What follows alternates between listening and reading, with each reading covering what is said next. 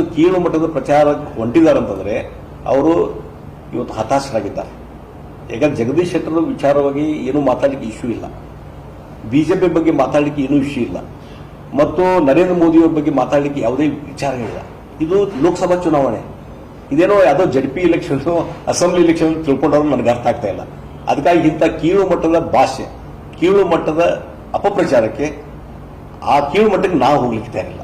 ಅವತ್ತು ನಾನು ಕೇಳ್ತೀನಿ, ನಾನು ಕಾಂಗ್ರೆಸ್ ಪಾರ್ಟಿ ರಾಜೀನಾಮೆ ಕೊಟ್ಟು ಬಂದ ಮೇಲೆ ಈ ಎಲ್ಲ ವಿಷಯ ಹೇಳಬೇಕಾಗಿತ್ತಲ್ಲ, ಯಾಕೆ ಹೇಳಿಲ್ಲ? ನನಗೆ ಏನಾಗೈತೆ, ಈ ಚುನಾವಣಾ ಪ್ರಚಾರದಲ್ಲಿ ಎಷ್ಟು ಕೀಳು ಮಟ್ಟಕ್ಕೆ ಅಪಪ್ರಚಾರ ಮಾಡಿ ನಡೀತದೆ, ಬಹುಶಃ ನನ್ನ ಲೈಫಲ್ಲಿ ಫಸ್ಟ್ ಟೈಮ್ ನಾನು ನೋಡ್ತಾ ಇದ್ದೆ. ಅದಕ್ಕೆ ಇಂಥ ಕೀಳು ಮಟ್ಟದ ಅಪಪ್ರಚಾರಕ್ಕೆ ನಾನು ರಿಯಾಕ್ಟ್ ಕೊಡೋದಿಲ್ಲ. ಅವತ್ತು ಏನಾಗೈತಿ ಏನನ್ನೋದು ಎಲ್ಲರಿಗೂ ಗೊತ್ತಿದೆ. ನಮ್ಮನೆ ನರೇಂದ್ರ ಮೋದಿಜಿಯವರು ಬೆಳಗಾವಿ ನಗರಕ್ಕೆ ಬರ್ತಾ ಇರೋದು ನಮ್ಮೆಲ್ಲರಿಗೂ ಖುಷಿ ತರುವಂಥ ಸಂಗತಿ, ಮತ್ತು ಬೆಳಗಾವಿ ಜನತೆಗೂ ಇದು ಖುಷಿ ತರ್ತಾ ಇದೆ. ಮತ್ತು ಮೋದಿಯವರು ಪ್ರಧಾನಮಂತ್ರಿ ಆಗಬೇಕಂತ ಹೇಳಿ ಇವತ್ತು ಇಡೀ ದೇಶದ ಜನರ ಕೂಗಿದೆ, ಬೆಳಗಾವಿ ಜನರ ಕೂಗಿದೆ, ಅವರು ಮತ್ತೊಂದು ಸಲ ಪ್ರಧಾನಮಂತ್ರಿ ಆಗಬೇಕಂತ ಹೇಳಿ. ಅದಕ್ಕಾಗಿ ಅವರು ಬಂದು ಇಲ್ಲಿ ಚುನಾವಣಾ ಪ್ರಚಾರದಲ್ಲಿ ಭಾಗಿಯಾಗ್ತಾರೆ ಮತ್ತು ಬೃಹತ್ವಾದಂಥ ಒಂದು ಸಮಾವೇಶ ಇಲ್ಲಿ ನಡೀತದೆ. ಅದಕ್ಕಾಗಿ ನಾನು ಬೆಳಗಾವಿ ಜನರಲ್ಲಿ ವಿನಂತಿ ಮಾಡ್ತೇನೆ, ಮತದಾರರಲ್ಲಿ ವಿನಂತಿ ಮಾಡ್ತೀನಿ, 28ನೇ ತಾರೀಕಿಗೆ ಬೆಳಿಗ್ಗೆ 9 ಗಂಟೆಗೆ ಈ ಒಂದು ಬಹಿರಂಗ ಸಮಾವೇಶ ನಡೀತದೆ.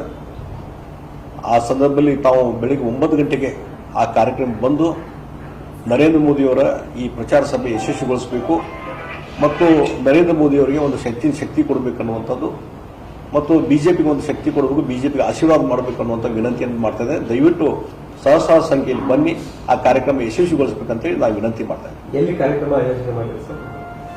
ಬೆಳಗಾವಿ ನಗರದಲ್ಲಿರ್ತಕ್ಕಂಥ ಯಡಿಯೂರಪ್ಪರ ಮಾರ್ಗ, ಅದರ ಪಕ್ಕದಲ್ಲಿರುವಂತಹ ಮಾಲಿನಿ ಸಿಟಿ ಮೈದಾನ ಏನಿದೆಲ್ಲ, ಅಲ್ಲಿ ಹಿಂದೆ ಹಲವಾರು ಕಾರ್ಯಕ್ರಮ ಆಗಿದ್ದಾವೆ, ಅಲ್ಲೇ ಈ ಕಾರ್ಯಕ್ರಮ ಆಯೋಜನೆ ಮಾಡಿದ್ವಿ. ದಯವಿಟ್ಟು ಆ ಮಾಲಿನಿ ಸಿಟಿ ಮೈದಾನಕ್ಕೆ ದಯವಿಟ್ಟು ಬರಬೇಕು, ಆ ಕಾರ್ಯಕ್ರಮ ಯಶಸ್ವಿಗೊಳಿಸಬೇಕಂತ ವಿನಂತಿ ಮಾಡ್ತೇವೆ. ಎಷ್ಟು ಜನ ಸೇರ್ಬೋದು ಮತ್ತು ಅವತ್ತು ಯಾರೆಲ್ಲ ಲೀಡರ್ಸ್?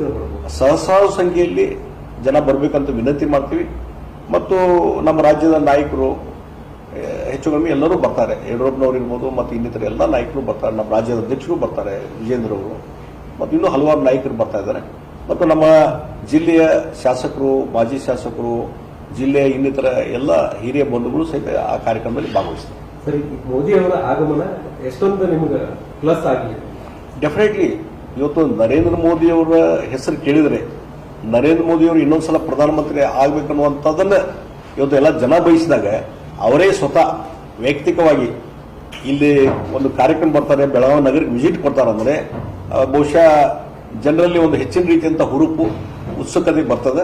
ಅದಕ್ಕಾಗಿ ಬಹಳ ಖುಷಿಯಿಂದ ಜನ ಇದನ್ನು ಸ್ವಾಗತ ಮಾಡ್ತಾರೆ.